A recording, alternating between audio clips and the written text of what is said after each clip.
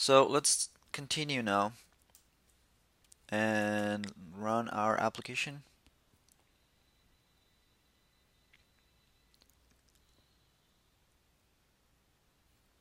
Let's refresh the page here.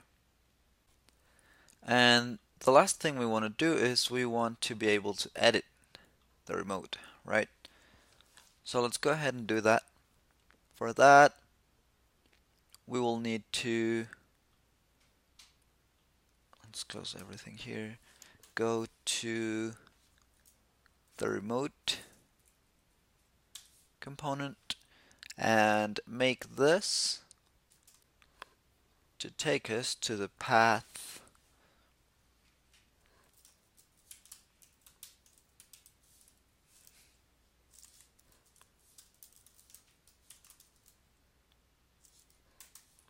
which is going to be remote, and then we'll append the ID for the remote we want to go to and edit. So we need this route to be defined in order to the routing system to work. So let's go ahead and create another route. We're gonna basically use that one as our base, but in this case we are also passing in an ID. Alright, and we also need to enable the props here so that everything that comes through the router params will become a prop in our component that is being rendered for this path over here. Okay, so the edit button here on the menu is now enabled, and it will redirect us to the remote form just as we expected. And you'll see on the address bar we're passing in the ID for that remote. So if I go back and try this one, you'll see a different ID over here. Great. Okay, let's open up now the remote form. And in here, we want to make sure that we are loading the data for the remote that we passed in as the ID here. Okay? And to do that, let's go back to the remote form. And when created, when the component is loaded into the route, we'll check first if let's store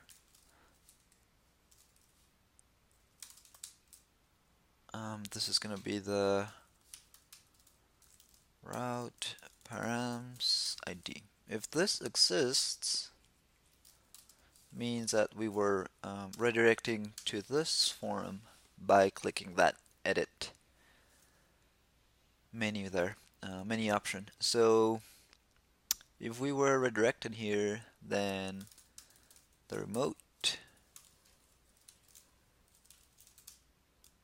will be whatever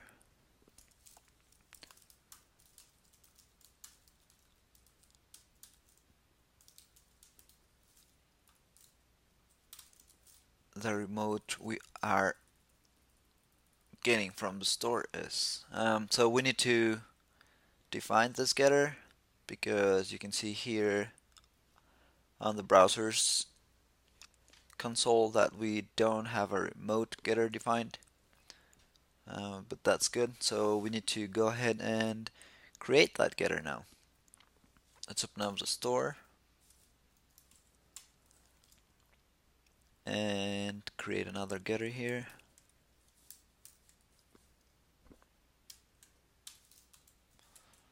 And this is going to be remote. And getters usually get a state here as param, and other getters that we can access. But if we want to search for a particular remote and return it, what we can do is, instead of returning like here the whole array, we want to return another function. And this function will in turn return the state.remoteslist.find. So the element it will find from our search. And here we will destructure for the ID and return if the ID is the same as the one we passed in. There's a little bit of a gotcha here, because this ID, and you'll see if I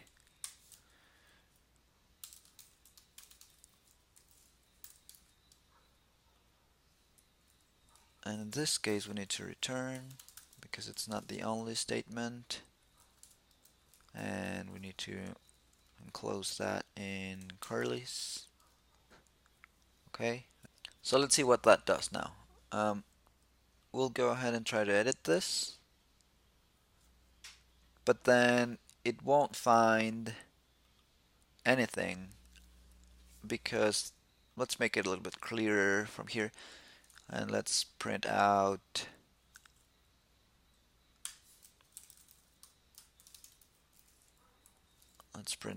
the whole route params object. Let's refresh and try again. You'll see we are passing in a string, the string 0, right, to our store getter. We're searching for a string against a numeric value here. Make sense? So we can either leverage type coercion here, or we can make explicit that the fact that we are trying to compare against a numeric value. I think I like this better, but either of those solutions will do. Okay, so let's try once more. And here it is. You can see we're loading the alias and the URI. We'll talk about this in a moment, the HTTP here protocol. And you'll see that we don't have an interval. So we can start adding stuff to our objects here.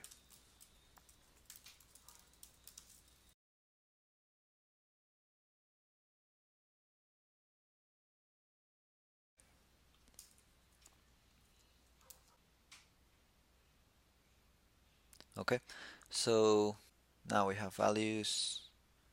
Let's try a different one. 83 with interval 12, which seems correct. Great.